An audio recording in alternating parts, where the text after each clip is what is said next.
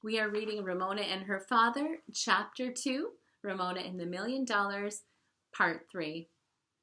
Remember what was happening here?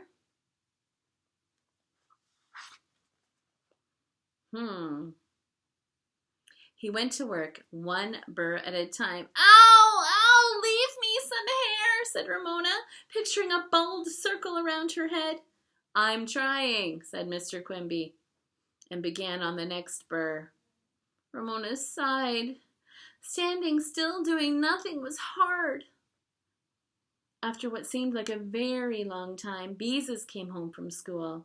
She took one look at Ramona and began to laugh.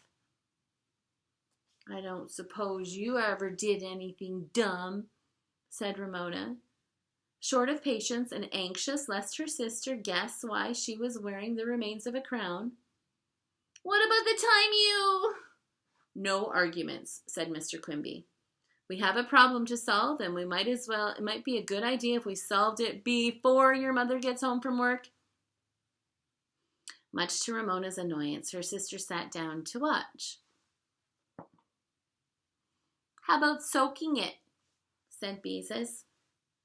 It might soften all those millions of little hooks. Oh, you're pulling too hard, said Ramona. Mr. Quimby laid another hair-filled burr on the table. Maybe we should try. This isn't working. It's about time she washed her hair anyways, said Beezus, a remark Ramona felt was entirely unnecessary. Nobody could shampoo hair full of burrs. Ramona knelt on a chair with her head in a sink full of warm water for what seemed like hours, until her knees ached and she had a crick in her neck. Now, Daddy? She asked at least once a minute. Not yet, Mr. Quimby answered, feeling a burr. Nope, this is not going to work. Ramona lifted her dripping head from the sink. When her father tried to dry her hair, the burr hooks clung to the towel. He jerked the towel loose and draped it around Ramona's shoulders. Well, live and learn, said Mr. Quimby. Beezus, scrub up some potatoes and throw them in the oven. Can't have your mother come home and find out we haven't even started making supper. When Mrs. Quimby arrived, she took one look at her husband, trying to untangle Ramona's wet hair from the burrs. And then she groaned. Ugh. Then she sank limply into the kitchen chair. And then she began to laugh. By now, Ramona was tired, cross, and hungry. I don't see anything funny, she said. Mrs. Quimby managed to stop laughing. What on earth got into you? She asked. Ramona considered. Was this a question grown-ups asked just to be asking a question? Or did her mother expect an answer? Nothing, was a safe reply. She would never tell her family how she happened to be wearing a crown of burrs. Never, not even if they threw her into a dungeon. Well, bring me the scissors, said Mrs. Quimby. Uh-oh. What are you thinking now?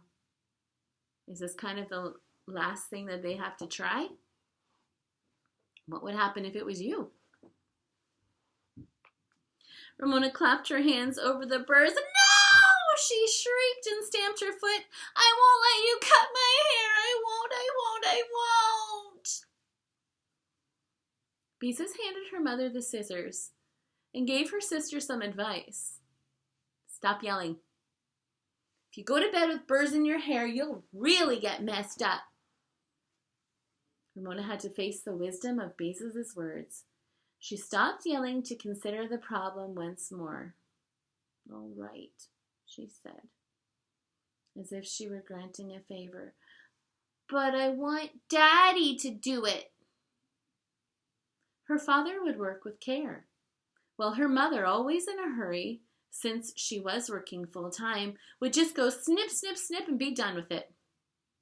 Besides, Supper would be prepared faster and would taste better if her mother did the cooking. "I'm honored," said Mr. Quimby. "Deeply honored, my lady." Mrs. Quimby did not seem sorry to hand over the scissors. "Why don't you go someplace else to work while Beezus and I get supper on the table?" Mr. Quimby led Ramona into the living room, where he turned on the television set. "This may take some time," he explained. As he went to work, "We may as well watch the news." Still, Ramona was anxious.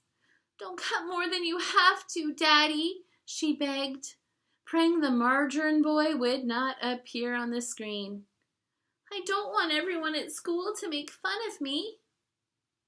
The newscaster was talking about strikes and lots of things that Ramona didn't understand. "The merest smidgen," promised her father. Snip, snip, snip. He laid a hair-ensnarled burr in an ashtray. Snip, snip, snip. He laid another burr beside the first. "Does it look awful?" asked Ramona. "As my grandmother would say, it would never be noticed from a trotting horse." Ugh. Ramona let out a long, shuddery sigh, the closest thing to crying without really crying. Snip, snip, snip. Ramona touched the side of her head. She still had hair there. More hair than she had expected. Well, she felt a little better.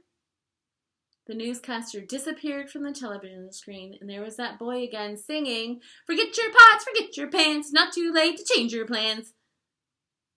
Ramona thought longingly of the days before her father lost his job, when they could forget their pots and pans and change their plans. She watched the boy open his mouth wide and sink his teeth into a fat hamburger with lettuce and tomatoes and cheese hanging out of the bun. She swallowed and said, "I bet that boy has a lot of fun with his $1 million. She felt so sad. The Quimbys really needed $1 million. Well, even $1. That would help. Snip, snip, snip. "I don't know," said Mr. Quimby. "Money is handy, but it isn't everything." "Wish I could earn $1 million like that boy," said Ramona. This was the closest she would ever come to telling how she happened to set a crown of burrs on her head. "You know something?" said Mr. Quimby. "I don't care how much that kid or any other kid earns. I wouldn't trade you for $1 million. "Really, Daddy?" That remark about any other kid? Ramona wondered if her father had guessed the reason for the crown, but she would never ask. Never.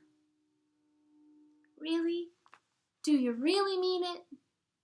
"Really," said Mr. Quimby, and he continued his very careful snipping.